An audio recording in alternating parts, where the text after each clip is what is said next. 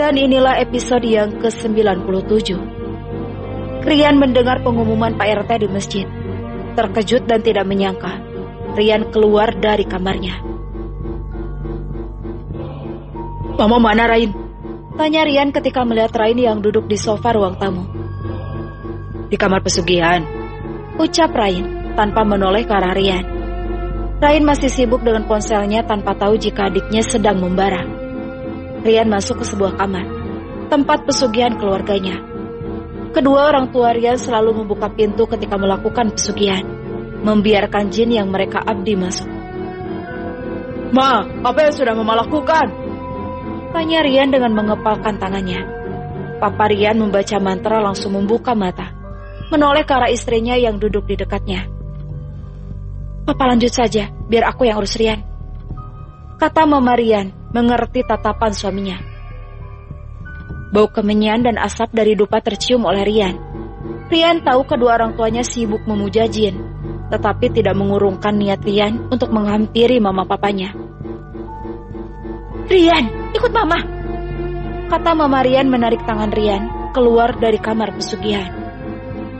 "Kamu kenapa mengganggu ritual mama?" "Mama tidak mendengar pengumuman barusan. Louis meninggal. Apa Mama benar-benar menjadikan Louis tumbal?" tanya Rian belum bersuara tinggi. "Mama tidak dengar, fokus membaca mantra.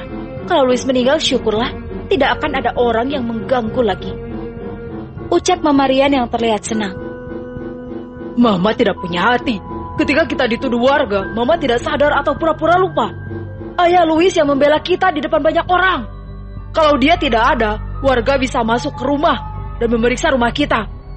Kita bisa ketahuan, Ma." Jelas Rian. "Mama tidak peduli. Apapun akan Mama lakukan demi kamu.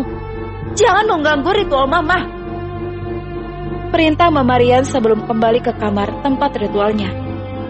Rian mendorong barang-barang di atas meja, membuat Rain terkejut.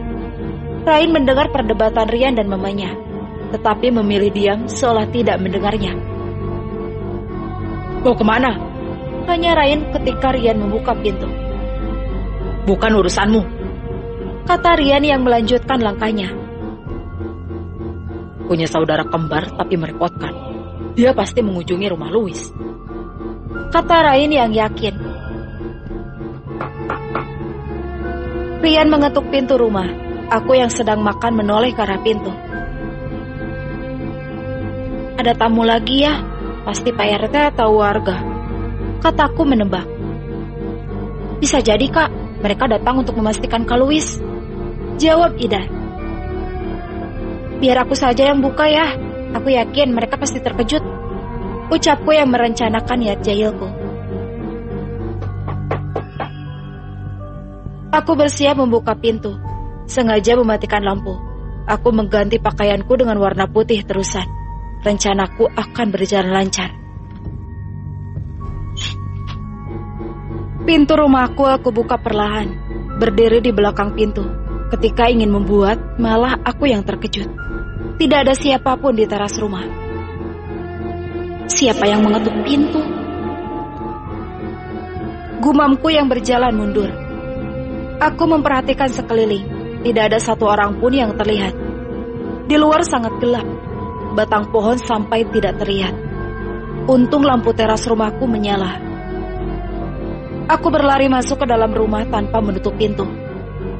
Ayahku dan adikku melihat ke arahku. "Louis, kenapa kamu berganti pakaian?" tanya ayahku yang melihat bajuku berbeda. "Ayah, kenapa bertanya tentang baju? Ada yang lebih penting," ucapku. Aku membuka pintu, tidak ada siapapun ya. Apa jangan-jangan hantu datang ke sini, mengira jika aku sudah meninggal? Tanyaku yang merasa takut. Bisa jadi, Kak Louis. Hantunya mendengar pengumuman Pak RT, makanya berbondong-bondong datang ke sini. Lanjut Idar membenarkan. "Kalian ini pikirannya luar biasa. Mana ada seperti itu. Biar ayah yang periksa," kata ayahku yang bangkit. "Hati-hati ya, kalau ayah melihat hantu, katakan padanya, aku masih hidup, belum meninggal," ucapku. Ayahku memeriksa sekeliling, tidak ada siapapun. Ayahku menutup pintu dan menguncinya. Rian memberontak, tidak terima dirinya ditarik secara paksa oleh Rain. "Kau mau apa?" tanya Rian dengan marah. "Aku yang harusnya bertanya, untuk apa kamu datang ke rumah Louis?" tanya Rain. "Aku mau memberitahu ayahnya, aku sudah muak hidup seperti ini," kata Rian dengan mata berkaca-kaca. Dia ingin menangis mengingatnya. "Sadar Rian, kamu bisa membahayakan keluarga kita, termasuk Mama dan Papa." Teriak Rain tidak setuju dengan pendapat Rian. "Rain, kamu tidak tahu saja, aku sakit sekarang, dan Mama Papa berusaha menyembuhkanku. Fisikku sembuh, tetapi hatiku tidak, Rain. Penderitaan mereka, aku bisa merasakannya," kata Rian yang menangis. Selama ini, Rian memendamnya sendiri, tidak pernah bercerita pada Rain. "Kau tidak mengerti, bukan kamu yang mengalaminya." Rian tertunduk dengan terisak-isak. Sebagai saudara kembar, Rain bisa merasakan rasa sakit Rian, tetapi dirinya tidak bisa membantu, bingung dengan keadaan. Rain kasihan dengan korban yang sudah dibunuh oleh ibunya, tetapi Rain kasihan dengan Rian juga. Jika tidak membunuh, Rian yang akan terbunuh. "Tenang Rian, kita cari jalan keluar," ucap Rain menenangkan saudara kembarnya. "Tapi Rain, aku akan membantumu. Aku ada di sini karenamu." Rain tersenyum. Dia tahu Rian rapuh kali ini. Rian sering melamun setelah membunuh Marni. Entah apa yang dikatakan Marni terakhir kalinya, sehingga membuat hati Rian terluka. Padahal Rian sebelumnya juga pernah membunuh. Dia bahkan tidak pernah memikirkannya. Bersambung. Episode ini telah usai.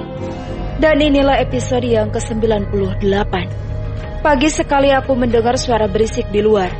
Aku membuka mata mencoba mendengarnya.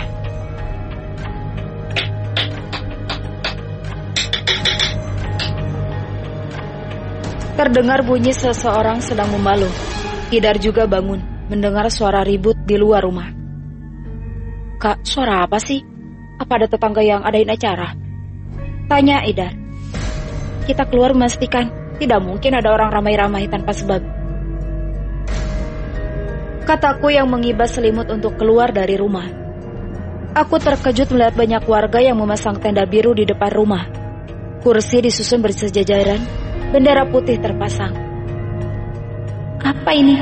Apa mereka mengira aku benar-benar mati? Gumamku di dalam hati sambil menutup mulutku tidak percaya. "Bapak-bapak kenapa memasang tenda di rumah?" tanya Idar yang keluar di teras rumah. Aku mengikuti di belakang adikku. Warga terkejut, mereka membuka mulut dengan melebar. Salah satu dari mereka menunjuk ke arahku. "Hantu Louis, pagi-pagi begini," kata mereka tanpa sadar. "Idar, kakakmu gentayangan. Kalian harus mengilaskannya, membiarkan dia tenang di rumah barunya," teriak seorang ibu-ibu. "Maaf Bu, aku belum meninggal." Sautku tidak terima. Ucapan mereka seolah mendoakan aku. "Benar Bu, kalau Louis masih hidup. Kemarin hanya kesalahpahaman saja," jelas Idar. Warga yang memanjat turun dengan membuang dirinya, kemudian menurunkan tenda biru. "Pak RT memberi pengumuman tidak jelas. Aku jadi bangun pagi-pagi menebang bambu," keluh mereka. "Kita demo saja di rumah Pak RT, sekalian bawa barang-barangnya ke sana." "Ya sudah, biar Pak RT yang mengembalikannya ke balai desa. Dia yang melakukan kesalahan." Semua warga sudah pulang. Aku dan Idar tersenyum.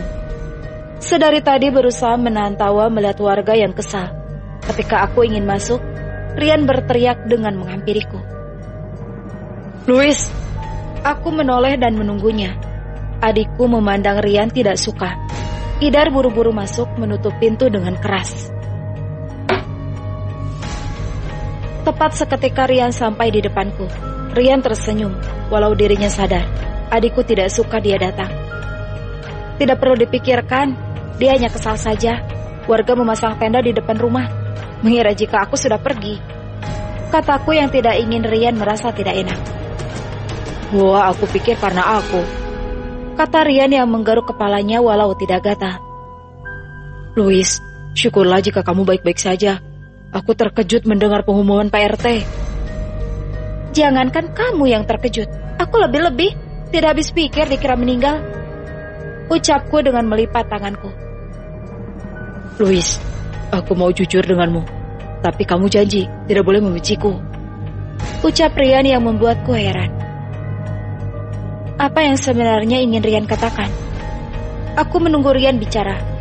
Keburu ada Ana dan Rahmat datang, membuat Rian tidak membuka mulutnya. Louis, kami ada informasi penting untukmu, teriak Rahmat yang belum sampai di rumahku. Sabar, Rahmat yang berteriak, tegur Ana. Louis, aku sudah tahu orang yang membunuh Marni, ucap Rahmat membuat jantung Rian sesak. Rian menjadi takut. Wajahnya pucat dan keringat bercucuran. Benarkah? Kalian tahu dari mana? Tanyaku seolah tidak percaya. Akhirnya pembunuhan Marni terbongkar juga. Rahmat menoleh ke arah Rian. Aku ikut memperhatikan Rian yang sedang menunduk. Oh, kembaran Rian, lanjut Rahmat. Aku dan Rian terkejut, tidak percaya dengan perkataan Rahmat. Sementara Rian, dia terkejut karena Rahmat salah menyebut nama. Apa maksudmu? Tanya Rian. Oh, tidak perlu menutupi kebusukan Rain. Kami sudah tahu dan memaksa dia mengaku. Sebentar lagi, Rain akan diusir dari kampung ini. Jelas Rahmat yang memalingkan wajahnya. Aku menoleh ke arah Rian, merasa heran. Rian buru-buru pergi dan masuk ke rumahnya. Dia pikir bisa menyembunyikan kesalahan Rain.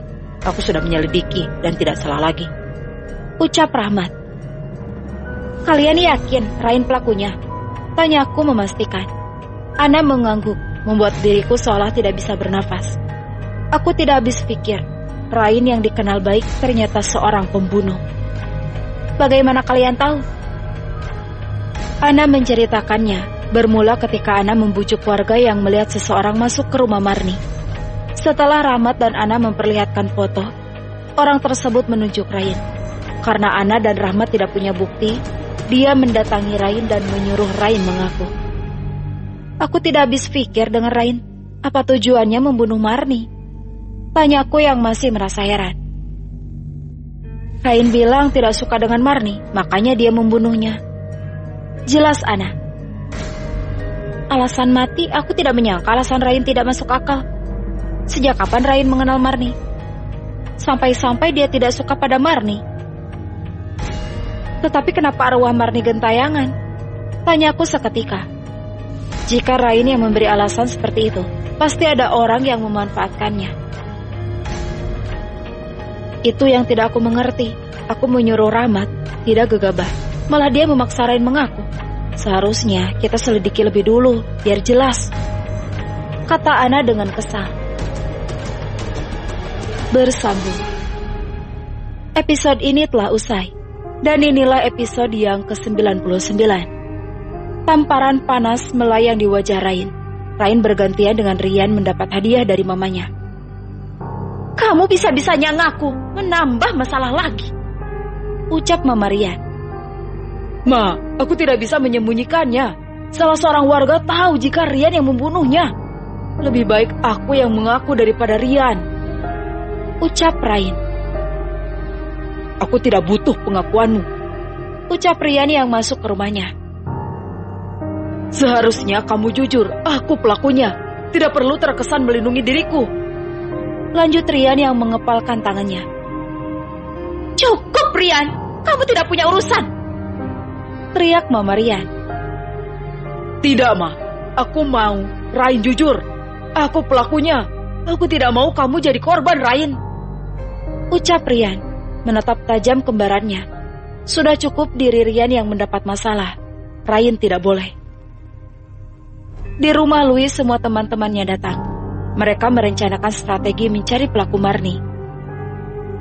Aku Aku jelas tidak yakin Ryan pelakunya, ucap Fanny. Aku juga, tetapi aku mulai berpikir, suara yang aku dengar ketika berada di rumah Marni adalah suara Ryan. Tapi kenapa, Louis? Tanya Ana. Tidak, aku mungkin salah dengar, kataku yang menutupi. Aku tidak mau terburu-buru mengambil kesimpulan sebelum bicara dengan Ryan. Fanny, kamu bawa buku? Tanya Dion yang ingin merebut buku Fanny. Tetapi Fanny menjauhkan bukunya dengan cepat. Ini buku harianku. Tidak ada yang boleh menyentuhnya selain diriku, ucap Fanny yang memukul Dion. Suara azan zuhur terdengar.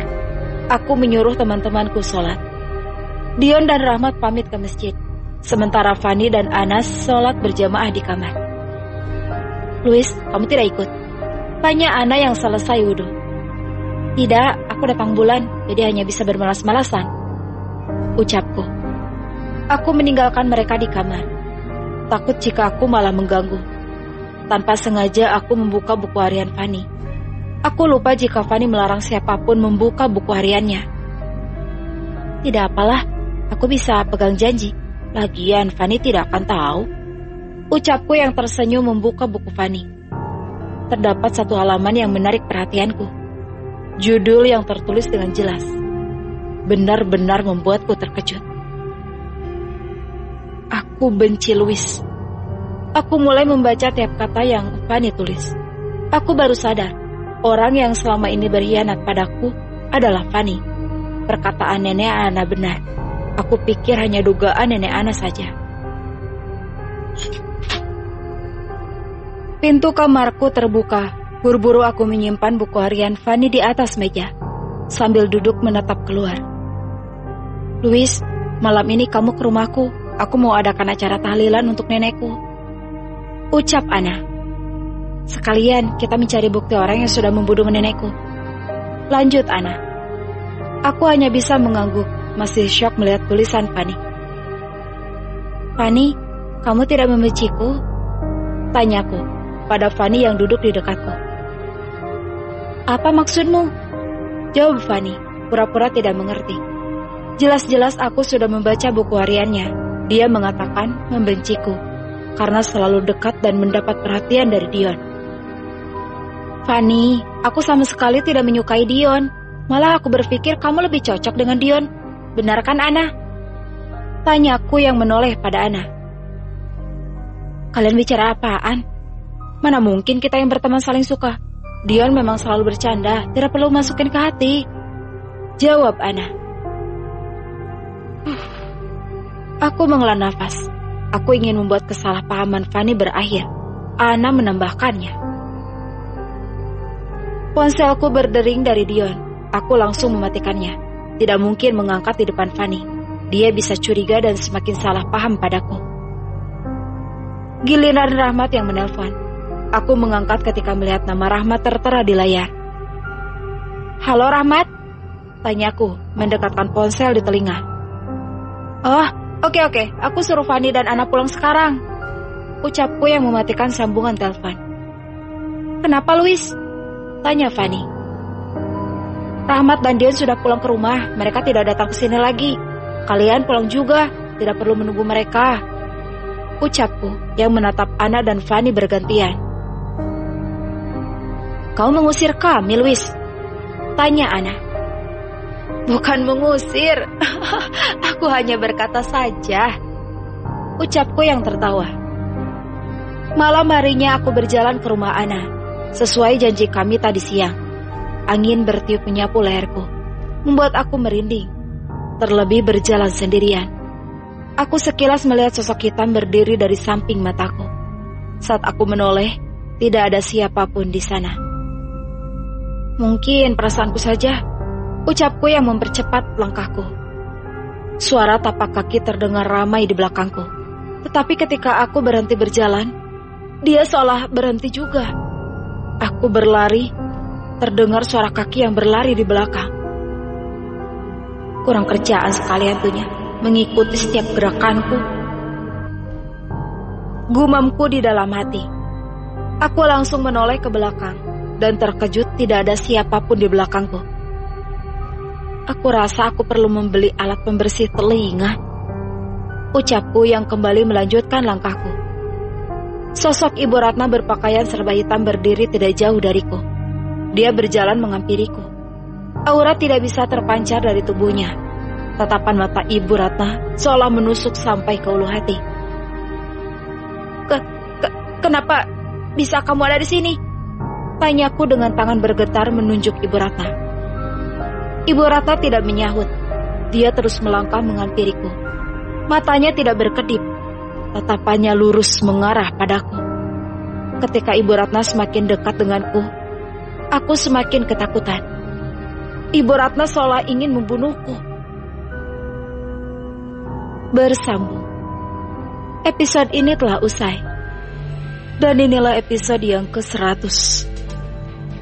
Ibu Ratna? Tanyaku dengan suara melemah. Mati kamu, Louis. Ucap Ibu Ratna yang menyorot kedua tangannya ke leherku. Aku tidak mau dicekik lagi. Kemarin sudah dicekik. Teriakku memegang kedua leherku. Louis! Teriak Rian yang berlari menghampiriku. Hantu Ibu Ratna langsung menghilang mendengar suara Rian. Aku memeluk Rian sambil menangis. Jika Rian tidak ada, aku bisa mati. Louis, kau baik-baik saja? Tanya Rian ketika aku melepas pelukannya. Tidak, jantungku belum kembali. Aku merasa belum tenang. Ucapku dengan menatap Rian. Jantungmu kemana? Pergi jalan-jalan? Canda Rian. Jangan bercanda. Aku melihat hantu Ibu Ratna berpakaian serba hitam. Dia ingin mencekikku. Untung kamu datang. Jelasku pada Rian. Wajah Rian menjadi masam. Apa maksudmu? Rian, bukan aku yang membunuh Ibu Ratna. Hantu palsu Marni yang melakukannya. Tetapi kenapa dia datang padaku, mengejarku, seolah aku yang sudah membunuhnya? Tanyaku pada Rian. Kenapa bisa? Kalung yang kemarin aku berikan kau masih memakainya kan? Tanya Rian. Aku tidak tahu ada di mana. Perasaanku ada orang yang memintanya, tetapi aku lupa orangnya. Ucapku sambil berpikir. Apa Mama dan Papa yang melakukannya? Gumam Rian. Kau tidak ingat di mana? Aku menggelengkan kepala menjawab pertanyaan Rian. Seketika Rian mengepalkan tangannya. Louis, biar aku antar ke rumah Ana. Kamu mau ke sana kan? Ucap Rian. Tidak perlu Rian, nanti kamu dicariin sama orang tuamu. Biar aku pergi saja. Ucapku yang menolak. Louis, aku khawatir Ibu Ratna menyerangmu lagi. Jika ada aku, dia tidak akan berani mendekat. Ucap Rian yang tetap pada pendiriannya. Kenapa Ibu Ratna jika mendekat kalau ada kamu? Tanyaku dengan heran. Aku menatap Rian lekat-lekat. Aku tidak tahu. Kita ke rumah Ana sekarang, biar tidak terlambat. Sebentar lagi acara tahlilan nenek Ana digelar. Ucap Rian mengalihkan pembicaraannya. Aku ke rumah Ana bersama Rian. Sebenarnya aku tidak mau mengajak Rian. Takut dia diledek oleh teman-temanku. Rian yang memaksa, aku tidak punya pilihan lain. Kita sampai. Semua warga melirik Rian yang mengekor di belakangku. Mereka semua saling berbisik. Sampai pandangannya baru terhenti ketika aku dan Rian duduk. Louis, kenapa warga selalu melihatku? Tanya Rian yang merasa tidak enak. Karena kamu ganteng, belum pernah melihatmu sangat dekat. Kata Louis memberi alasan. Louis, Ana terkejut melihat Rian yang datang bersamaku. Kau yang membawanya ke sini? Ucap Ana yang menoleh ke arahku. Tidak, dia membawa dirinya sendiri. Jawabku dengan tersenyum. Maaf, aku datang tidak diundang. Ucap Rian yang menunduk. Hati Rian sakit mendengarnya. Walaupun kami sedang bercanda. Rian, jangan masukin ke hati, Ana suka bercanda. Ucapku yang menepuk pundak Rian. Maaf Rian, aku hanya bertanya, tidak bermaksud menyinggung. Ucap Ana. Acara tahlilan selesai. Aku pamit pulang bersama Rian. Sebenarnya Ana ingin aku belum pulang, tetapi tidak enak hati jika menyuruh Rian menunggu. Pasalnya kami akan menyelidiki kematian nenek Ana. Rian, ayo cepat, ntar kamu dimarahin sama mamamu, ucapku ketika menunggu Rian mengambil sendalnya. Rian berlari ke arahku. Kami ingin langsung pulang. Dion dan Fanny menahan Rian. Ada apa? Kenapa kalian menghalangi jalan Rian? Tanyaku ketika melihat Dion dan Fanny berdiri di depan Rian. Louis, jangan mau berteman dengannya. Keluarga Rian pembunuh. Buktinya Rain yang membunuh Marni, jawab Fanny. Aku heran kenapa kamu masih ada di kampung ini. Seharusnya sudah pergi. Tidak punya rasa malu. Sudah membunuh masih saja berkeliaran, ucap Dion. Dion, yang membunuh Marni bukan Rian, tapi Rain. Kamu jangan samakan Rian dan Rain, ucapku dengan tegas. Fanny mendorongku, membuat aku terjatuh. Aku terkejut dengan perlakuan Fanny. Kamu kenapa, Louis? Selalu membela Rian? Atau jangan-jangan kamu sekongkol sama keluarga pembunuh ini? Tunjuk Fanny mengarah pada Rian. Fanny, kamu jangan dorong Louis. Rian yang harus kita kasih pelajaran, ucap Dion yang mengulurkan tangannya padaku. Aku menepis tangan Dion, berdiri dengan sendiri.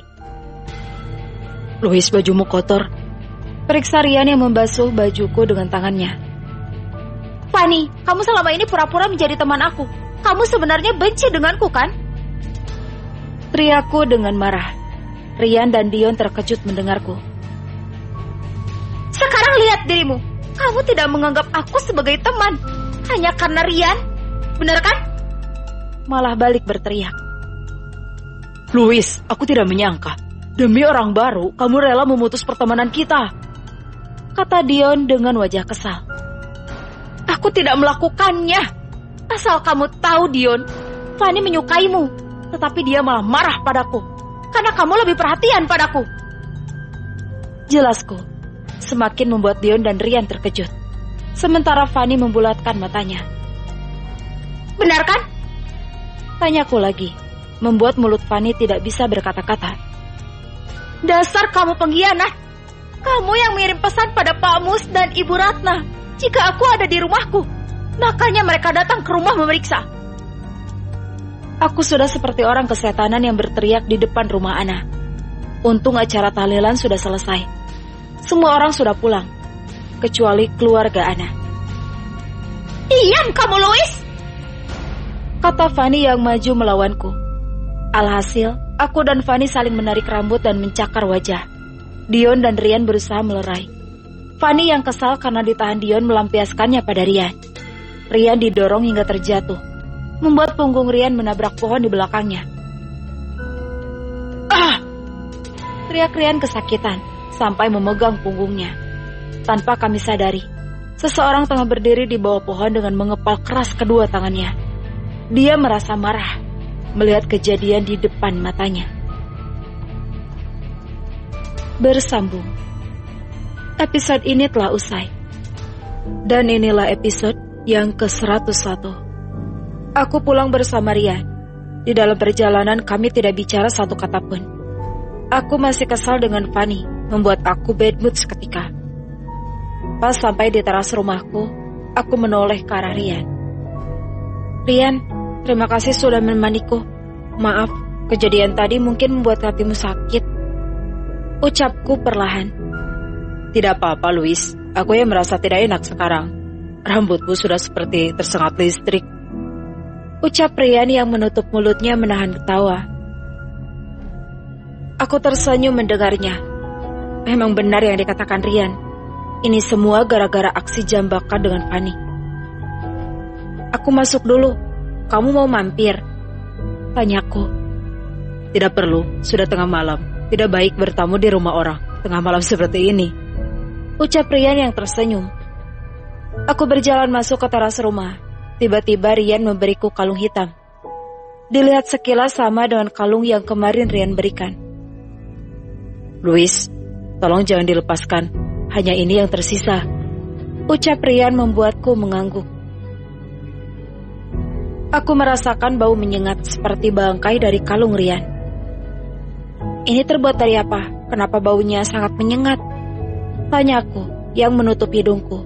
Aku tidak mau memakainya.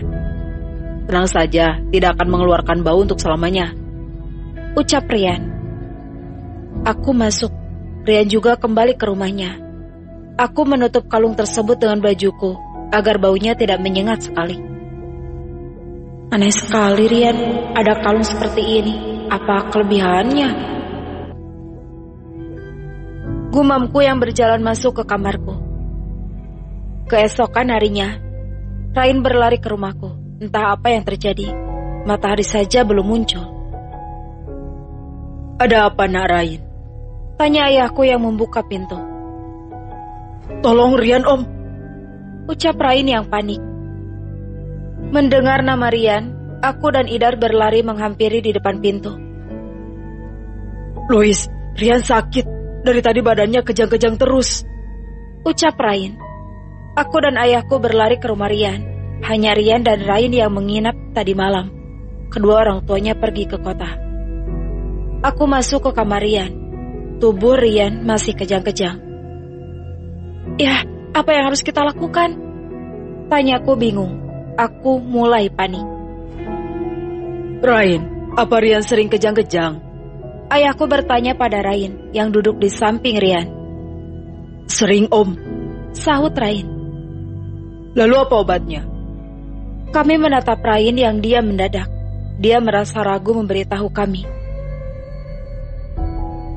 Aku tidak mungkin cerita pada Louis dan Om Tamrin.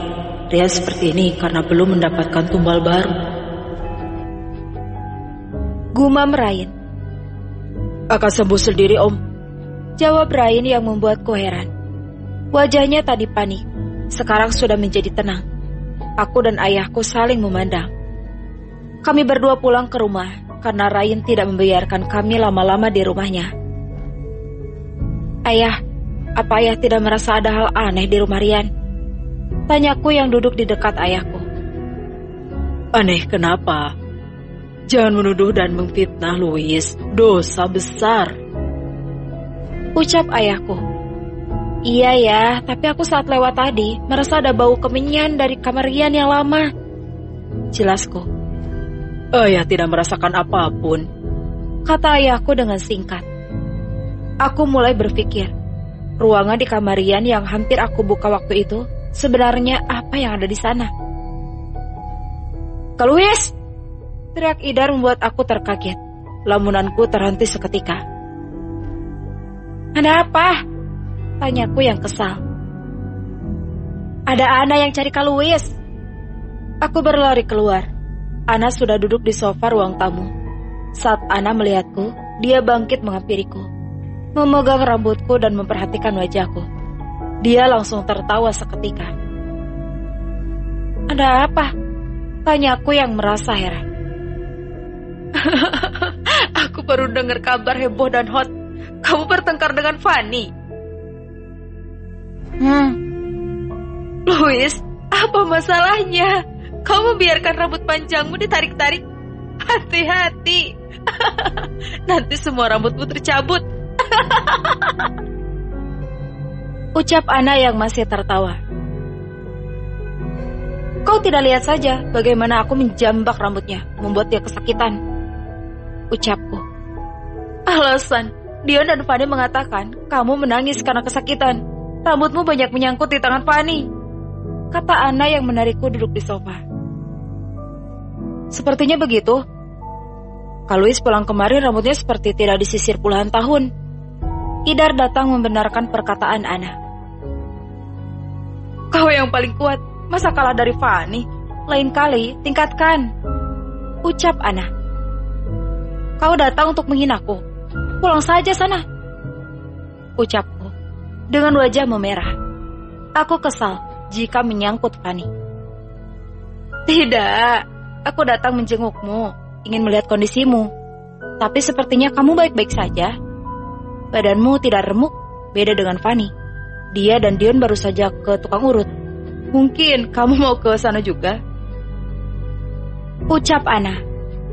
Itu berarti aku menang, tubuh Fanny remuk. Aku baik-baik saja. Hanya saja rambutku yang rontok sekarang. Fani terlalu keras menariknya. Tawa Idar dan Ana pecah mendengarnya. Mereka berdua langsung menutup mulut ketika aku melihatnya. Ana, bantu aku masuk ke rumah Rian. Ucapku yang menghentikan pembicaraan diriku dan beralih ke hal lain. Bantu gimana? Tinggal masuk saja, ucap Ana. Tidak bisa. Rain mengunci pintu rumahnya. Bantu aku masuk ke sana lewat jendela. Aku khawatir dengan kondisi Rian. Tadi pagi dia kejang-kejang. Tetapi Rain mengatakannya jika sudah sering dan akan berhenti sendiri. Jelasku membuat Ana dan Idar kembali serius. Kak, apa kau merasa khawatir dengan Rian? Tanya Idar. Tentu saja. Sangat khawatir. Iya, sahutku. Kak Louis jatuh cinta dengan Rian.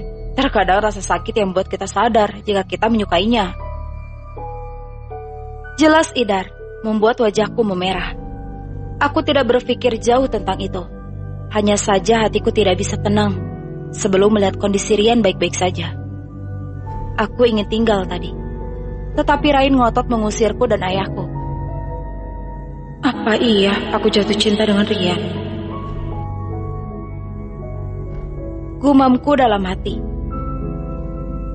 Bersambung. Episode ini telah usai. Dan inilah episode yang ke-102.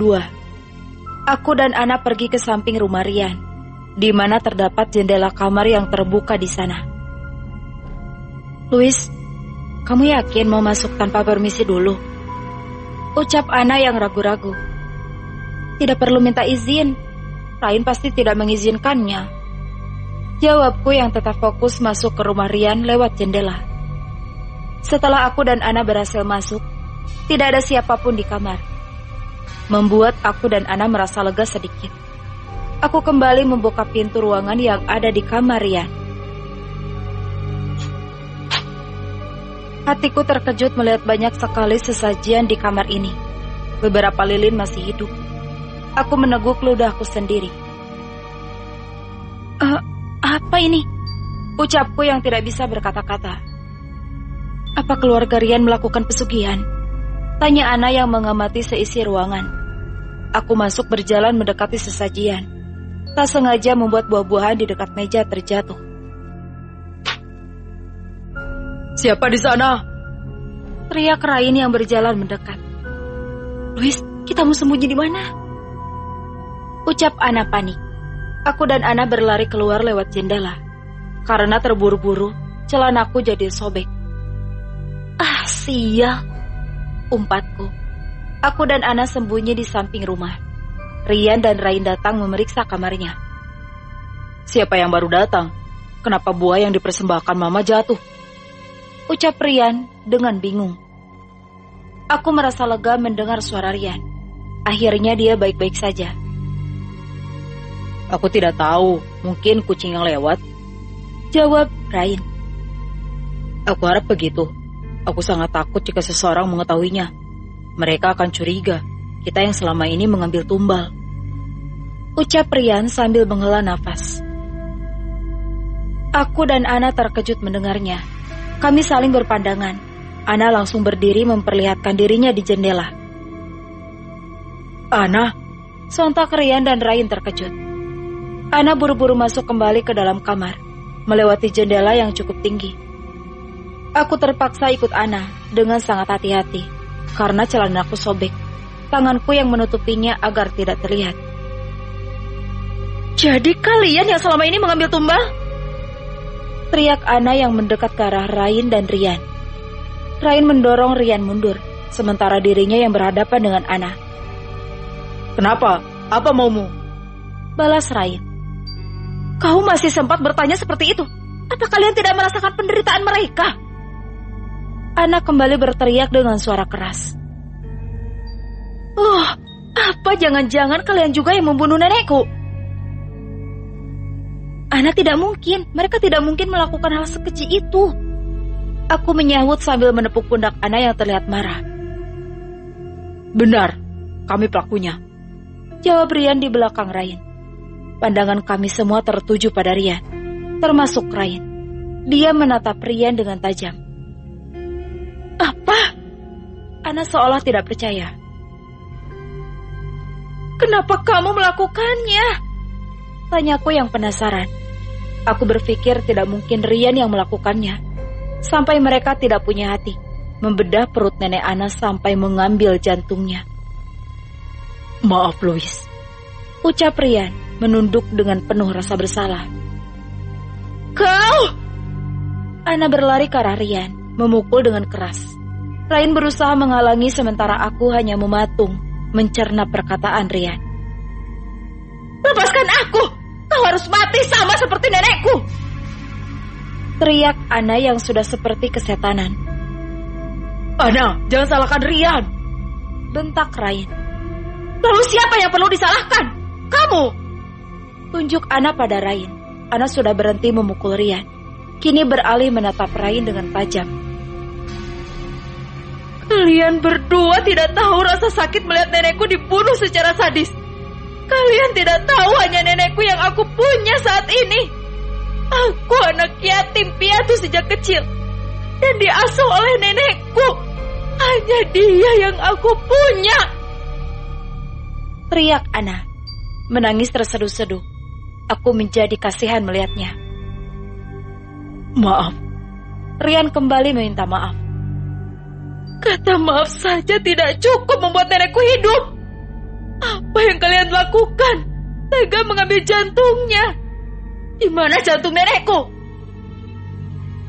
Ana kembali berdiri, menatap Rian dan Ryan bergantian.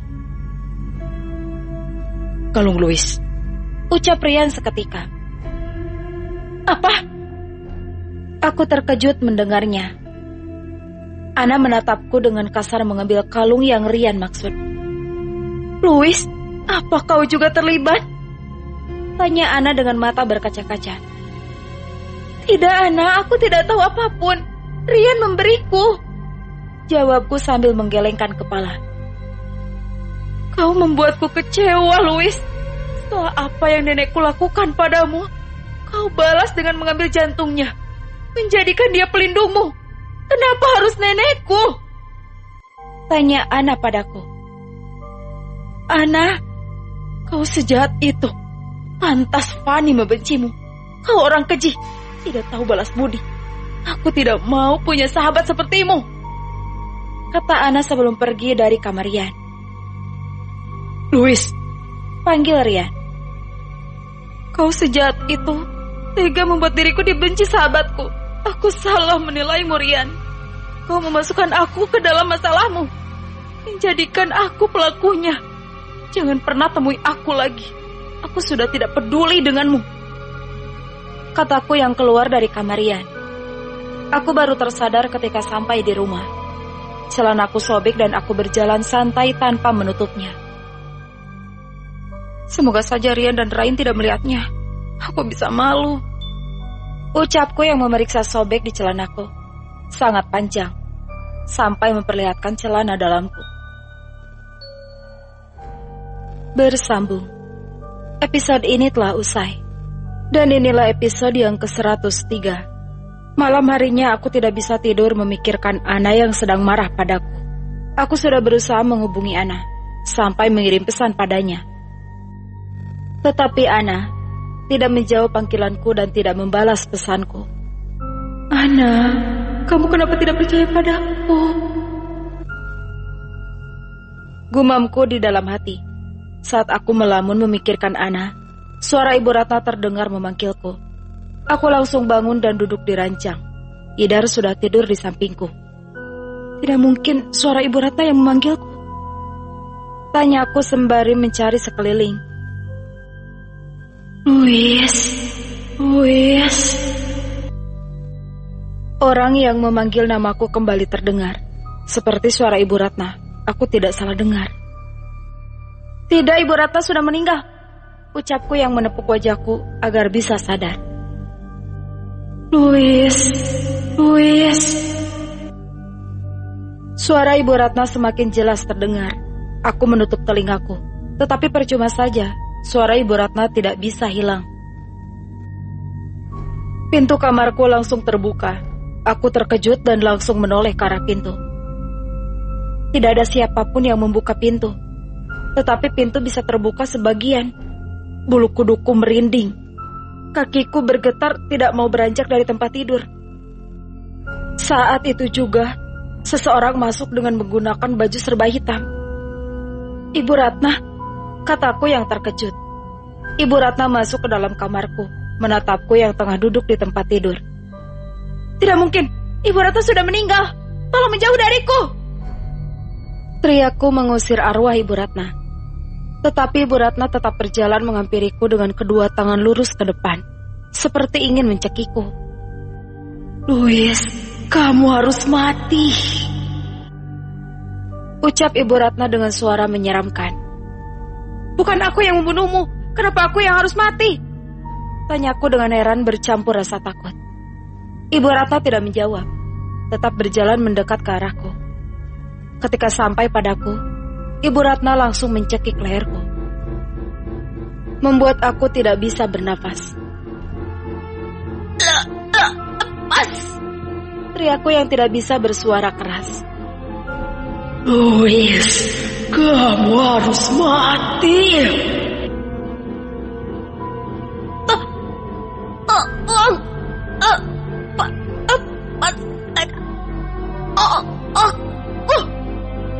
Kataku yang terpotong-potong. Cekikan Ibu Ratna semakin keras. Aku mulai kehilangan kesadaran. Aku terbangun dan langsung memegang leherku. "Louis, kau baik-baik saja?" tanya ayahku dengan nada suara khawatir. "Kak Louis kenapa berteriak?" tanya Idar yang duduk di sebelahku. "Apa aku hanya mimpi?" gumamku di dalam hati. "Mimpi yang buruk," kataku yang menangis. Adikku dan ayahku semakin bingung melihat tingkahku. "Louis, kamu kenapa?" tanya ayahku yang memegang pundakku. "Aku mimpi ya, dicekik Ibu Ratna. Dia mau aku mati," ucapku yang mulai bisa bercerita. "Kenapa bisa Ibu Ratna datang ke dalam mimpi Kak Louis?" tanya Idar yang merasa heran. Aku ingat dengan perkataan Rahmat, roh hitam dan roh putih yang bisa dibangkitkan. Apa seseorang membangkitkan roh hitam Ibu Ratna karena tahu Ibu Ratna mempunyai rencana untuk membunuhku? Tetapi dari mana dia tahu? Gumamku. Keesokan harinya, aku mengetuk pintu rumah Rian. Aku tidak sabar untuk mengetahui apa yang terjadi padaku semalam. Hanya satu orang yang bisa membangkitkan roh hitam, keluarga Rian, karenanya mereka yang melakukan pesugihan. Gumamku.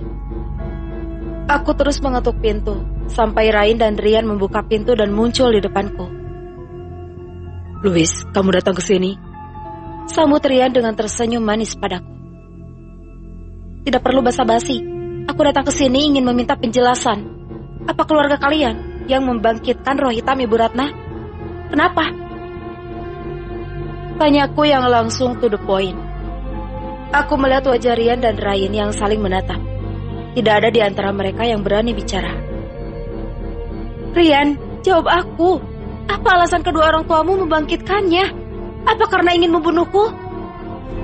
tanyaku kembali. "Louis, kita tidak bisa menjelaskannya sekarang. Mama dan Papa akan segera pulang.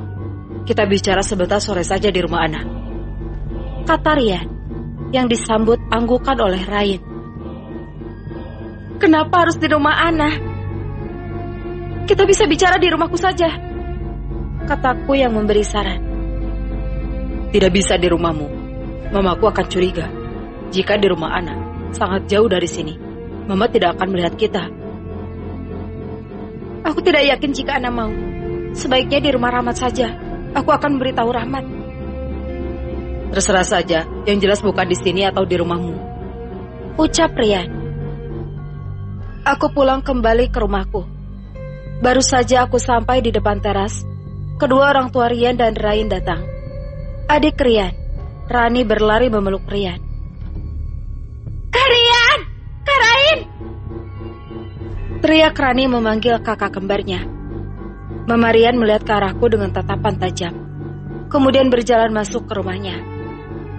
So baik, ternyata hatinya sangat busuk. Kalau aku tahu, aku tidak akan mau memuji dan membelanya di depan tetangga. Ternyata dia makan hati orang. Ucapku kesal. Aku masuk ke dalam rumah, mengirim pesan pada Rahmat. Rahmat, sebentar sore aku datang ke rumahmu bersama Rain dan Rian. Dia mau memberitahu kita sesuatu. Bersambung. Episode ini telah usai. Dan inilah episode yang ke-104. Aku kira diriku yang sampai lebih dulu di rumah Rahmat. Ternyata sudah ada Rian, Rain, dan Ana. Aku terkejut melihat mereka semua duduk di sofa ruang tamu. Louis, kamu dari tadi sudah ditunggu, ucap Rahmat berdiri ketika melihatku. Aku menoleh ke arah Ana, tetapi Ana langsung mengalihkan pandangannya ke arah lain. Mungkin dia masih marah padaku. Louis, cepat duduk, perintah Rian menepuk sofa di dekatnya. Jadi begini Louis, tolong jangan salahkan Rian dalam hal ini. Dia tidak tahu apapun, ucap Rain mulai berbicara. Maksud kamu? Tanya Rahmat.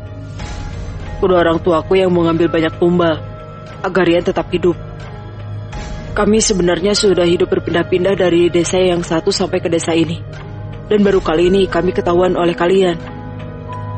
Jelas Rian menunduk. Dia seolah merasa bersalah. Aku heran, kenapa juga kalian mau membuat banyak orang menderita hanya untuk kebahagiaan satu orang. Lihat, banyak korban yang berjatuhan. Jumlahnya tidak terhitung, ucap Ana dengan menekan perkataannya. Ana, biarkan mereka berdua menjelaskan sedetailnya, ucapku menoleh ke arah Ana. Sudah Louis, kamu selalu membela Rian, sindir Ana, tidak menyukaiku. Bukan salah Louis, Mama dan Papa yang sudah membunuh nenekmu karena aku memberikan kalung pelindungku pada Louis. Aku tahu Mama membangkitkan roh hitam Ibu Ratna karena tahu Ibu Ratna berencana membunuh Louis. Jelas Rian dengan cepat, membuat aku dan Ana menoleh ke arahnya.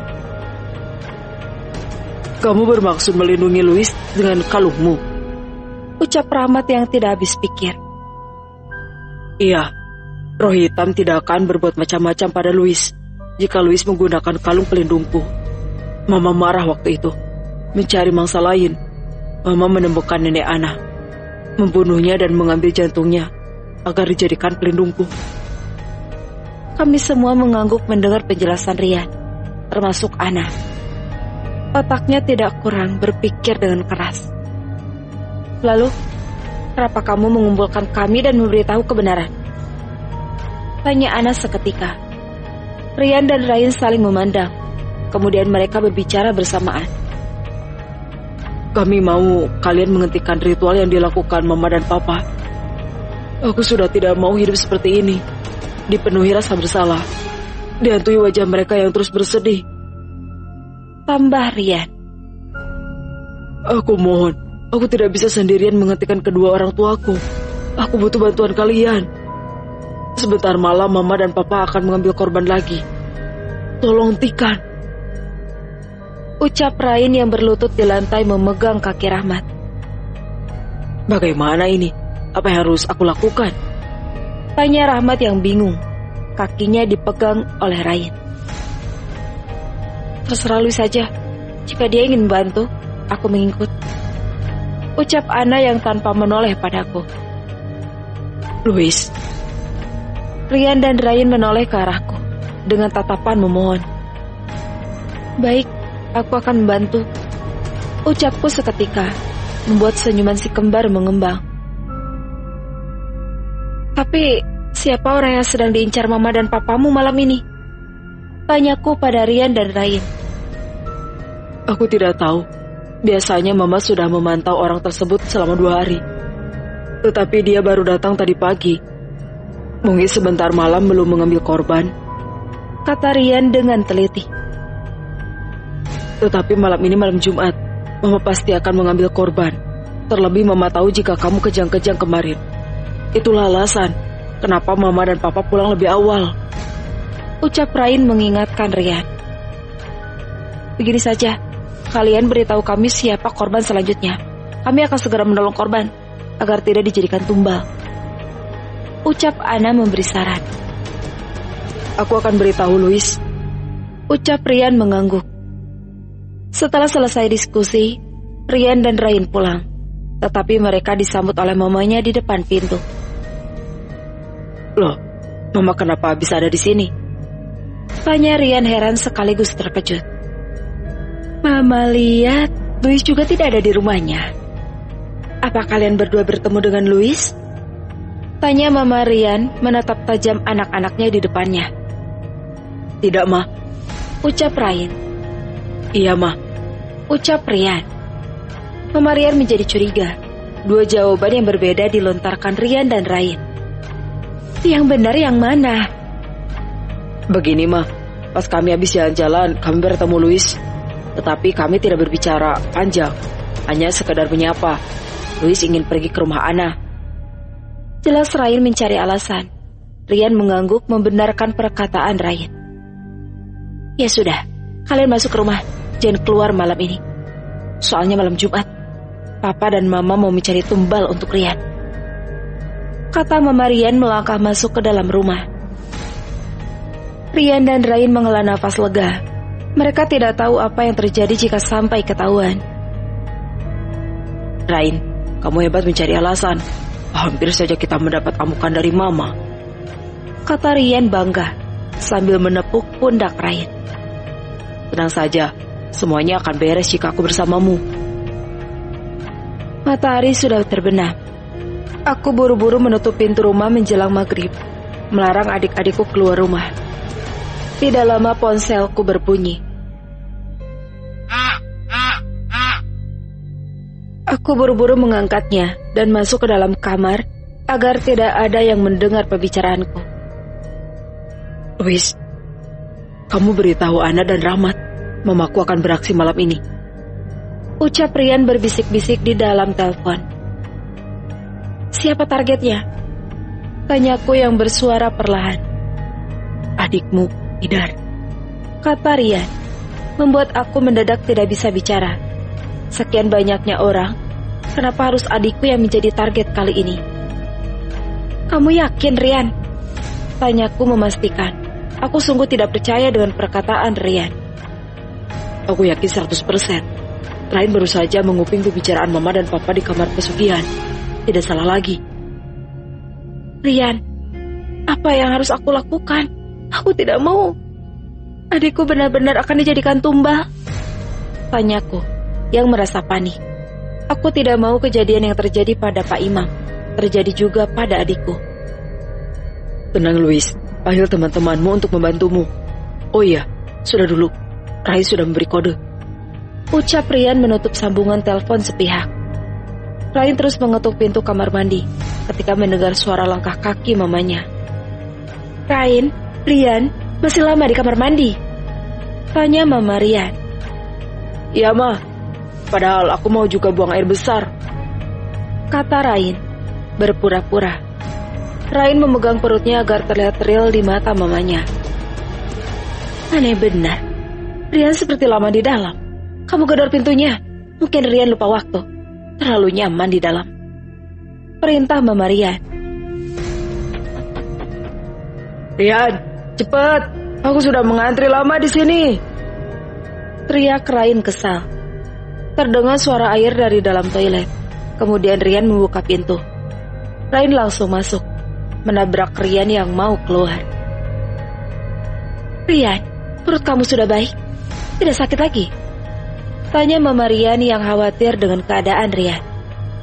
Baik, Ma. Jawab Rian. Kamu dan Rain habis makan apa? Kenapa bisa sakit perut barengan? Tidak ada makanan aneh. Mungkin perutku mau datang bulan. Ucap Rian kembali ke dalam kamarnya.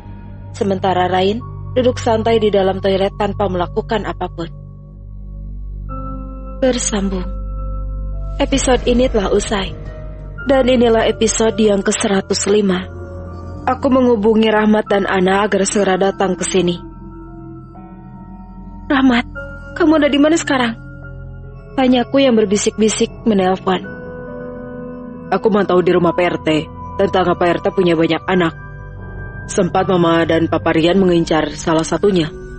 Jawab Rahmat dari seberang telepon. Kamu dengan siapa mantau? Tanyaku. Ana, ada Dio dan Fani juga.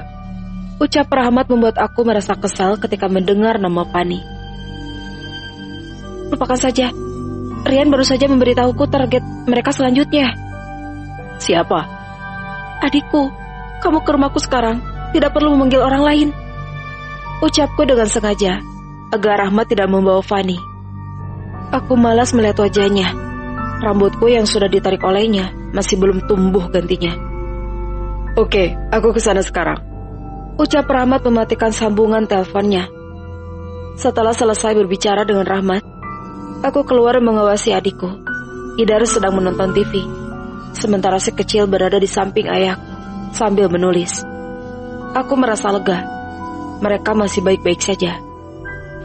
Awas saja kalau Mama Rian macam-macam dengan adikku. Aku akan buat perhitungan. Gumamku di dalam hati. Ketika mendengar suara ketukan, aku mengira jika Rahmat yang datang. Louis, siapa yang datang malam-malam begini? Tanya ayahku yang menoleh ke arah luar. Temanku ya, Rahmat dan Ana mau datang ke sini. Ucapku yang berlari keluar membuka pintu. Rahmat, ayo masuk. Aku terkejut. Rahmat dan Ana tidak ada di depanku. Tidak ada orang di luar. Apa ini? Apaan tuh suruhan Mama Rian? Gumamku di dalam hati sambil memegang dadaku. Aku menutup kembali pintu dengan merasa was-was. Aku takut dugaanku menjadi benar. Idar, kamu kenapa? Tanya ayahku yang panik di dalam.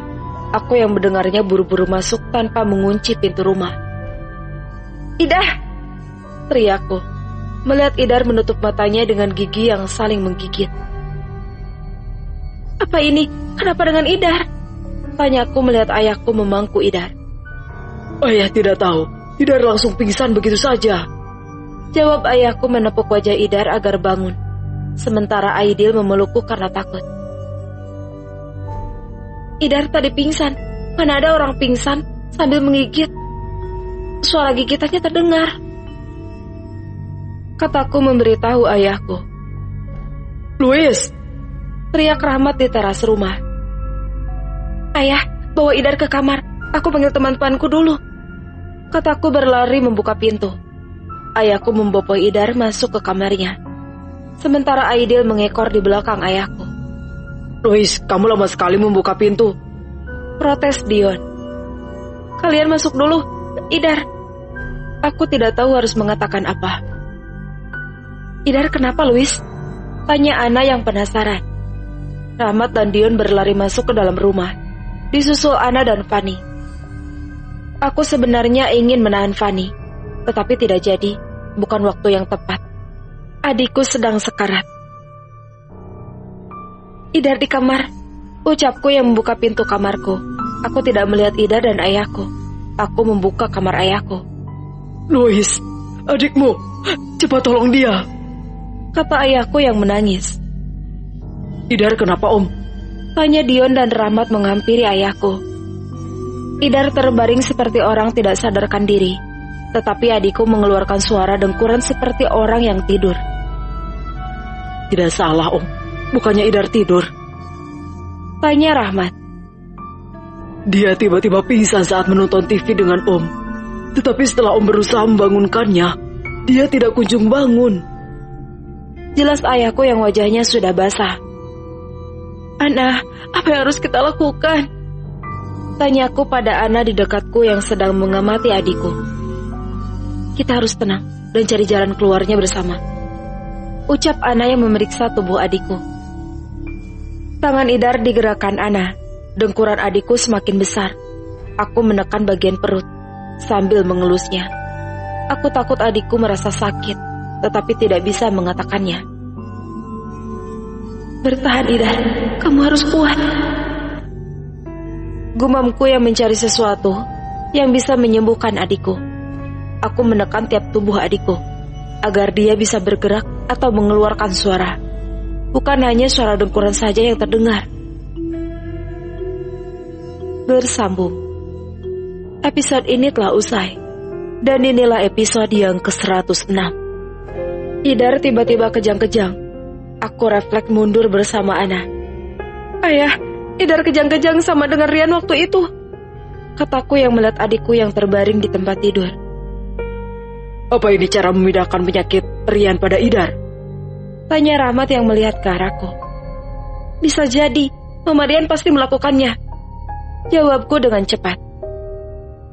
Louis, kamu harus melakukan sesuatu. Jangan hanya diam saja. Bentak ayahku yang sedang kebingungan. Ayah, aku juga sedang bingung, kataku.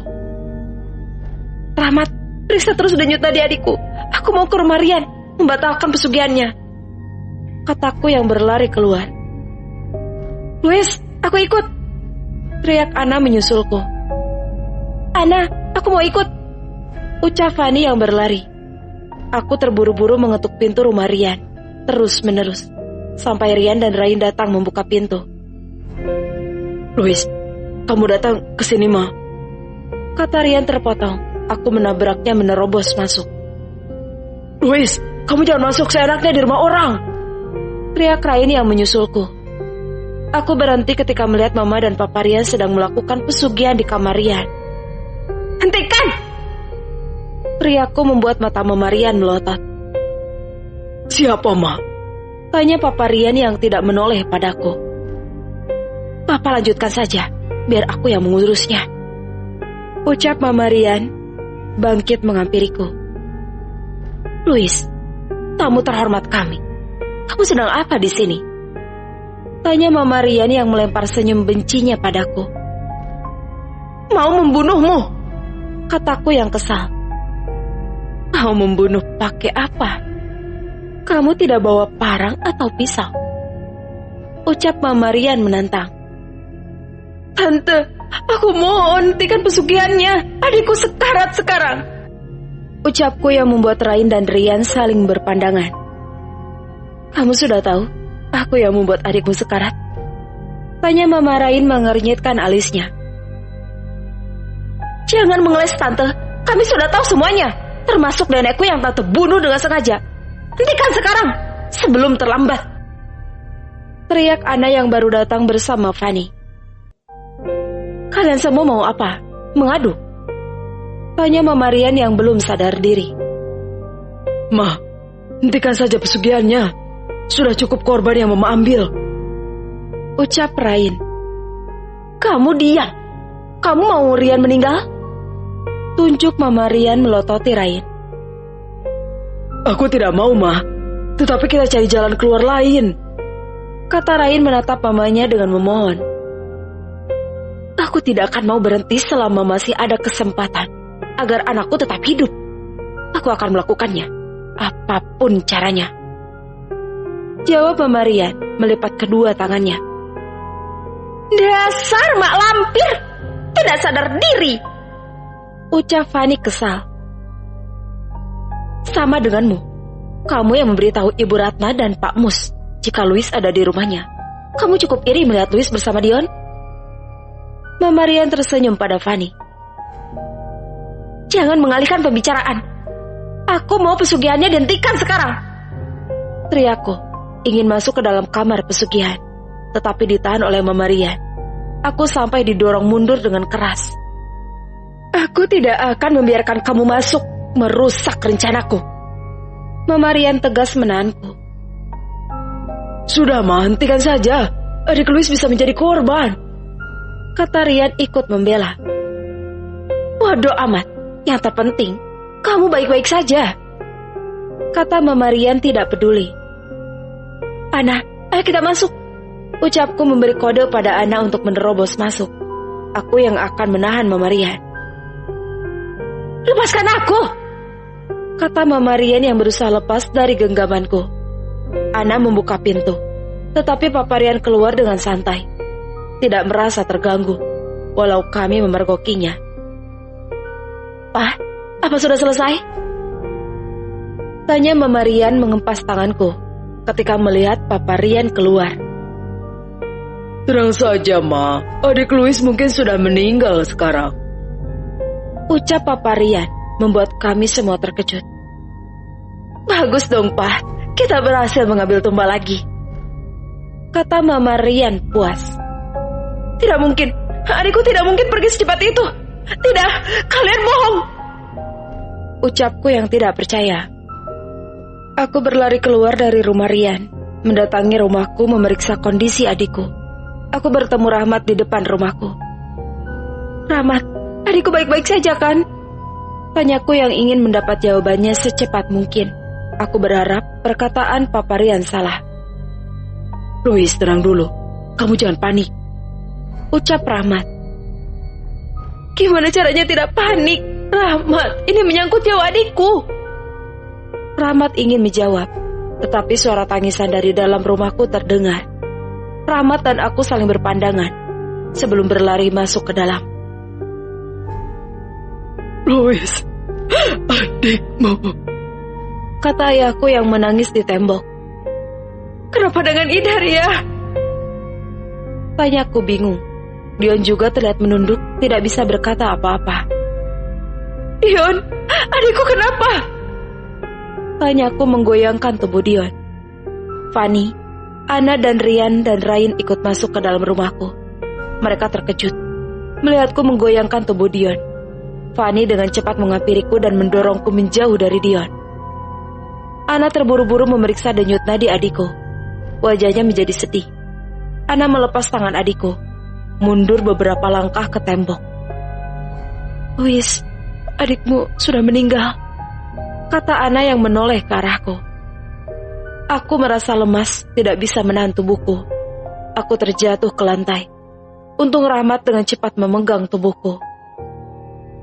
"Tidak mungkin, kamu pasti salah, Ana," kataku yang menggelengkan kepalaku tidak percaya. "Jadi seperti ini cara Mama Rian mengambil tumbal, memindahkan penyakit Rian," ucap Rahmat yang mengerti. "Berarti jika Rian meninggal, maka tidak akan ada tumbal lagi. Apa Rian hidup mengambil nyawa orang yang dijadikan tumbal?" tanya Ana. "Bisa jadi benar, Ana. Rian meminjam nyawa orang lain," kata Dion membenarkan. "Di dunia ini ada hal seperti itu juga. Aku tidak mengerti," ucap Fanny yang berdiri di dekat Dion. "Rian harus mati untuk membalas kematian adikku," gumamku di dalam hati mendengar pembicaraan teman-temanku. Bersambung. Episode ini telah usai. Dan inilah episode yang ke-107. Aku mendorong tubuh Rian berkali-kali. Rasa sakit kehilangan adikku membuatku lupa diri. "Kamu seharusnya sudah mati, biar semua orang bisa hidup tenang. Lihat sekarang, adikku menjadi korban keserakahanmu," kataku yang merasakan sakit luar biasa. "Louis, jangan salahkan Rian. Dia tidak salah," kata Rain yang berdiri di dekat Rian. "Kalian semua keluarga pembunuh. Pergi sekarang!" teriakku yang menahan rasa sakitku. Rian dan Rain tidak bergerak, masih setia berdiam di depanku. Dion menarik Rian keluar dari kamar ayahku. Rain mengikuti Dion. "Louis, apa yang harus kita lakukan? Adikmu sudah menyusul ibumu," kata ayahku yang tidak mampu berdiri. Berkata saja dia seperti tidak bisa. "Om yang sabar, aku tahu betul bagaimana rasa sakitnya," kata Ana yang mendekati ayahku. "Aku tidak mau adikku pergi ya. Aku bisa sendirian di rumah. Tidak ada teman bertengkar. Aku tidak terima. Pokoknya Ida harus hidup," kataku yang menggelengkan kepalaku melihat adikku terbaring tidak bernyawa di tempat tidur. Waktu begitu singkat. Aku masih sempat berbincang dengan adikku. Tidak menyangka dirinya sekarang sudah tidak bisa mengeluarkan suara. Aku akan rindu dengan suaranya yang terus memanggilku dengan sebutan Kak Louis. Louis, aku pergi memberitahu Pak RT dulu. Biar kematian adikmu diumumkan di masjid, kata Rahmat memegang pundakku sebelum pergi. Aku tidak berani mendekati mayat adikku, hanya bisa diam dan merangkul lututku sambil menangis. Tidak ada rasa sakit yang mendalam, kecuali kepergian orang yang kita sayangi. Keesokan harinya, aku berdiam diri di pojok, tidak melakukan apapun. Hanya suara orang yang berjalan di sekitarku. Adikku sudah selesai dimakamkan. Banyak warga yang bertanya tentang penyebab kematiannya. Kalau begitu, kita usut keluarga Rian. Jangan sampai ada korban lagi, Pak RT. Kata Ibu Ani yang duduk di dekat ayahku. Jangan sekarang, Bu. Pak Tamrin dan Louis masih bersedih. Kita tunggu dulu, jawab Pak RT, setengah berbisik. Kami tidak bisa menunggu, Pak RT. Kematian tidak bisa ditunggu. Kita gerebek langsung, kata Ibu Ani mendesak. Aku ikut, Bu. Kita memang harus mengusirnya, kataku yang bangkit berdiri. Ayahku sekilas menatapku sebelum pergi masuk ke kamarnya mengunci dirinya. Louis, kamu yakin? Tanya Pak RT yang seperti ragu. Iya, yakin 100%. Aku menyesal pernah mengenal keluarga Rian.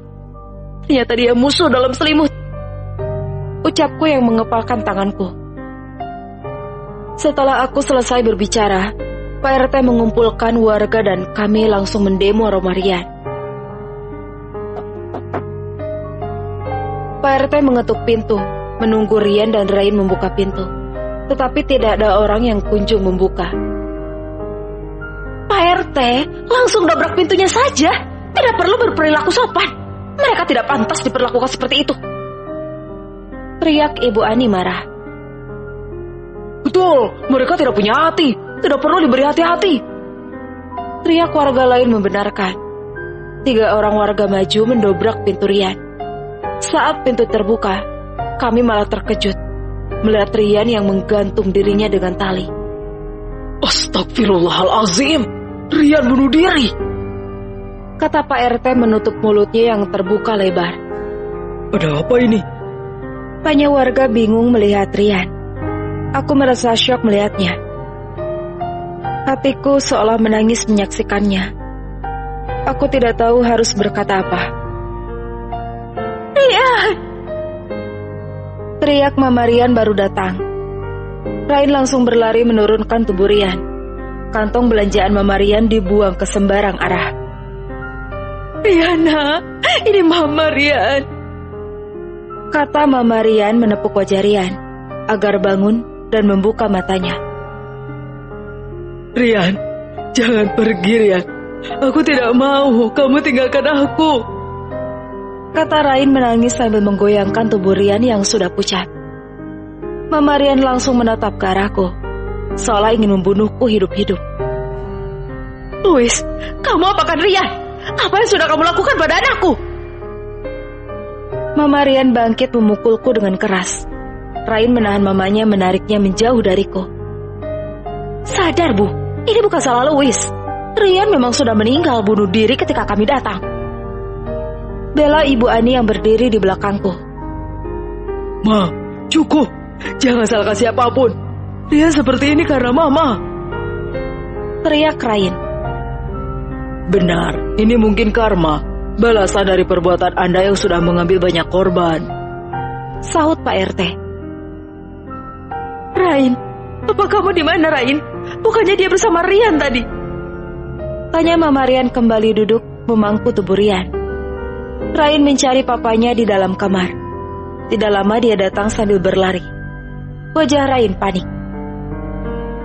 Ma, Papa, kata Rain berusaha mengatur nafasnya. Ada apa dengan papamu, Rain? Papa meninggal juga, Ma, teriak Rain langsung duduk memeluk mamanya. Hah? Kami semua terkejut mendengarnya. Kenapa bisa dalam satu rumah bisa barengan meninggalnya? Jangan bercanda, Rain. Tidak mungkin bapakmu tadi sehat-sehat aja. Kata Mama Rian tidak percaya. Kalau Mama tidak percaya, periksa saja di kamar. Kata Rain memangku kepala Rian. Kami semua mengikut ke dalam kamar, di mana Papa Rian terbaring di tempat tidur dengan wajah yang sudah pucat. Di leher Papa Rian terdapat bekas cekikan. Aku bingung. Sebenarnya apa yang terjadi? Bersambung. Episode ini telah usai.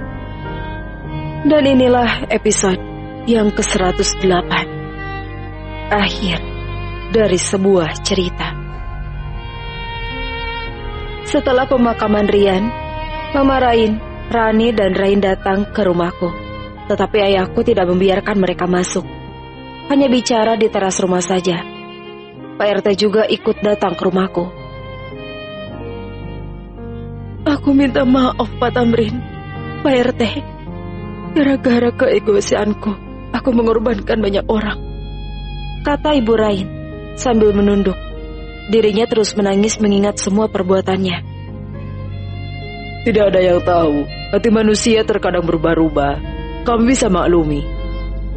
Kata Pak RT menjawab. Aku dan ayahku menatap tajam ke arah Pak RT. Perbuatan Mama Rain sudah keterlaluan. Adikku sampai menjadi korban. Pak RT berkeringat melihat kami berdua menatapnya seolah ingin menusuk dirinya. Pak RT memalingkan wajahnya ke arah lain. Luis, terima kasih.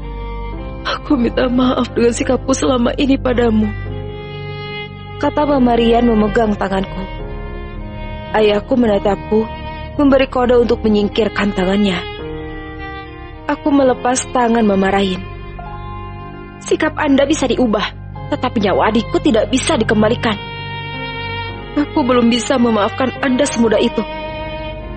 Ucapku tanpa menoleh ke arah Mama Rain. Tidak apa, Luis. Aku mengerti bagaimana perasaanmu. Tetapi bukankah kita impas?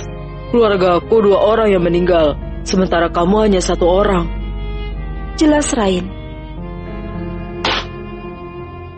Ayahku menepuk meja dengan keras, membuat kami semua terkejut. Rain meneguk ludahnya, menatap tatapan menusuk dari ayahku.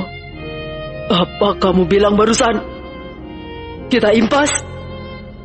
Teriak ayahku dengan suara keras. Kamu pikir keluarga kalian yang paling menderita di sini?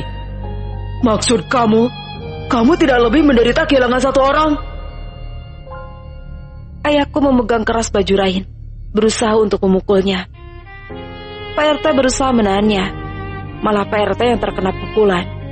Ketika ayahku berhasil memukul Rain 1 kali, dia baru melepas kerah baju Rain. Kamu bisa merasakan sakitnya. Itu tidak ada apa-apanya dibandingkan rasa sakit kami. Ucap ayahku. Rain dan mamanya tertunduk, tidak bisa berkata apa-apa untuk membela dirinya. Kenapa Pak RT? Tanyaku melihat Pak RT memegang pipinya yang memerah. Aku tidak menyangka mendapat pukulan maut sekeras ini, terasa sampai ke tulang-tulang. Ucap Pak RT. Maaf Pak RT, salah Anda menahanku untuk memukul anak kurang ajar ini. Jawab ayahku tidak merasa bersalah memukul Pak RT. Saat kami terdiam, Ana berlari menghampiri kami. Aku terkejut ketika melihat Ana membawa 2 orang polisi. Ana, kamu apakan polisi sampai membawa mereka ke rumahku? Tanyaku yang berdiri melihatnya. Untuk menangkap pembunuh ini. Tunjuk Ana pada Mama Rain. Semua orang saling berpandang, sampai akhirnya salah satu polisi maju memberikan penjelasan. Maaf Pak, Bu, mengganggu waktunya. Tetapi kami datang membawa surat perintah penangkapan Ibu Rasti. Mohon kerjasamanya. Ucap polisi dengan jelas. Rain dan mamanya saling berpandang. Mereka terlihat heran. Kalian sudah membunuh nenekku dan harus dihukum. Enak saja hanya minta maaf. Aku tidak terima. Bahkan jika Anda di penjara, aku masih belum puas melihatnya. Harusnya kalian mati untuk menebus kesalahan kalian. Teriak Ana, terus-menerus menunjuk ke Rain dan mamanya bergantian. Mama Rain dibawa oleh polisi. Rani menangis melihatnya. Sementara Rain hanya bisa diam. Mama! Teriak Rani berlari di belakang polisi. Setelah semuanya aman, aku pergi mendatangi makam Rian. Tidak sempat mengantar Rian sampai di peristirahatan terakhirnya. Ayahku yang melarang. Aku membuka surat yang Rain berikan padaku. Katanya dari Rian. Maaf Louis, aku baru bisa mengambil keputusan sekarang. Aku berpikir bunuh diri sebelumnya, tetapi aku tidak yakin dan merasa takut. Terima kasih Louis, sudah mau menjadi temanku dan selalu mengerti aku. Aku tidak pernah bertemu dengan orang lain seperti dirimu sebelumnya. Louis, aku minta maaf sudah membuatmu marah dan kecewa padaku. Aku sangat merasa bersalah melihat adikmu terbaring tidak bernyawa. Jika aku bertemu adikmu, aku akan minta maaf dan mengakui kesalahanku. Setelah kepergianku, tidak akan ada lagi korban yang berjatuhan. Sampaikan salamku pada Ryan. Dan maaf, aku sebenarnya menyukaimu diam-diam. Salam, Rian. Aku meneteskan air mata membaca suratnya, sambil memegang tempat baru Rian yang masih basah. Rian, terima kasih. Aku bangga denganmu. Kau terpaksa mengorbankan dirimu sendiri agar bisa menghentikan perbuatan keji kedua orang tuamu. Yang tidak aku mengerti kenapa kamu dan ayahmu pergi barengan, kataku. Mama Rian mengakui kesalahannya dan mendekam di penjara selama 4 tahun. Sementara Rain dan Rani kembali ke kota. Rumah mereka di desa dijual. Aku hanya bisa mengucapkan selamat tinggal pada mereka. Rani memelukku dengan menangis. Terima kasih Louis. Aku akan selalu mengingat kebaikanmu pada Rian dan keluargaku, ucap Rain memelukku. Kalian hati-hati. Jika ada waktu, datang ke sini jalan-jalan, ucapku tersenyum pada mereka. Semoga kehidupan baru di kota lebih baik bagi kalian daripada di desa. Memulai dari nol, tanpa sosok kedua orang tua. Aku juga akan memulai hidup baruku, tanpa seorang adik yang selalu menemaniku, mengkhawatirkan keadaanku dan selalu bercanda padaku. Idar, semoga kamu tenang di sana. Jika bertemu dengan ibu, sampaikan salamku padanya. Aku akan selalu merindukan. Gumamku melihat matahari mulai terbenam. Aku kembali masuk ke dalam rumah dan menguncinya.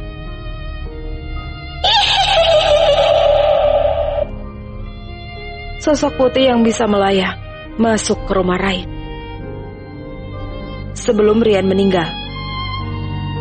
Pagi sekali Rain dan mamanya pergi ke pasar. Rian hanya berdua dengan papanya. Sementara adiknya Rani kembali ke kota. Rian menulis sepucuk surat. Setelah selesai meletakkannya di meja belajarnya, kemudian mengambil tali. Rian. Papa Rian memanggilnya di kamar. Rian membuang tali yang dia pegang, berlari ke kamar papanya. Ada apa, Pak? Tanya Rian ketika masuk melihat papanya masih terbaring di tempat tidur. Kaki papa terasa sakit. Kamu bisa pijat sebentar? Kata Papa Rian. Aku ada pekerjaan, lain kali saja. Ucap Rian yang berjalan keluar. Tetapi ketika berada di dekat pintu, Papa Rian bicara kembali. Rian, perasaan papa tidak enak. Seperti akan terjadi sesuatu. Rian tidak menoleh, pura-pura tidak mendengarnya. Rian kembali mengikat tali di ruang tamu. Karena jika Rain dan mamanya pulang, Rian bisa ditemukan. Maaf, Ma. Maaf, Rain. Maaf, Pa. Maaf, Rani. Maaf, Louis. Aku belum bisa membuat kalian bangga. Jika tidak diakhiri, kalian semua akan menjadi korban. Aku lebih baik mati daripada melihat kalian benci, marah dan kesal padaku. Aku akan menyusul adikmu, Louis. Semoga perbuatanku masih bisa kamu maafkan, walau tidak mudah. Gumam Rian sebelum menggantung kepalanya di tali. Kursi yang Rian naiki terjatuh. Rian berusaha berteriak, tetapi suaranya tidak terdengar. Saat itu juga Rian menutup matanya untuk selama-lamanya. Setelah Rian meninggal, Papa Rian mendengar suara kuntilanak yang tertawa. Papa Rian bangun, mencoba memastikannya. Tidak mungkin. Jika kuntilanakku datang tanpa aku panggil, ada yang tidak beres, kata Papa Rian sambil melihat sekeliling kamarnya. Kuntilanak putih muncul di dekat Papa Rian, menatap dirinya dengan tajam. Kenapa? Kamu datang sementara aku tidak memanggilmu? Tanya Papa Rian merasa takut melihat kuntilanaknya sendiri. Tidak seperti biasanya. Kuntilanaknya terlihat marah. Kau sudah mengingkari janjimu, ucap kuntilanak mencekik leher Papa Rian seketika.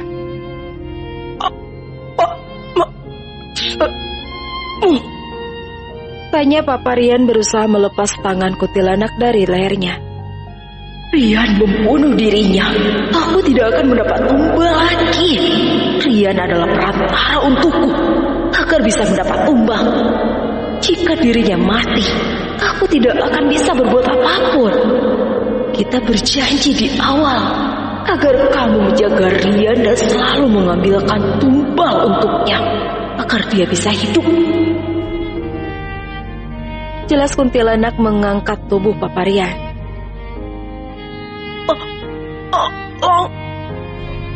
Teriak Papa Rian. Tidak ada yang mendengar. Semua orang terlalu berisik di rumahku. Papa Rian mengembuskan nafas terakhirnya. Kuntilanaknya malah tertawa senang melihat majikannya mati di tangannya. Setelah kematian Papa Rian, tuyul Marni juga menghilang. Pak Mus yang sempat memeliharanya tidak bisa memanggil atau bertemu dengan tuyulnya lagi. Semua uang yang pernah dicuri tuyul Marni kembali di tempat asalnya. Jumlah uangnya tidak berkurang sama sekali. Tuyul Pak Mus mengembalikannya menggunakan uang Pak Mus yang tersimpan. Motor yang pernah dibeli dari hasil mencuri langsung hilang. Pak Mus menjadi stres. Dirinya kembali menjadi miskin seperti dulu. Tamat.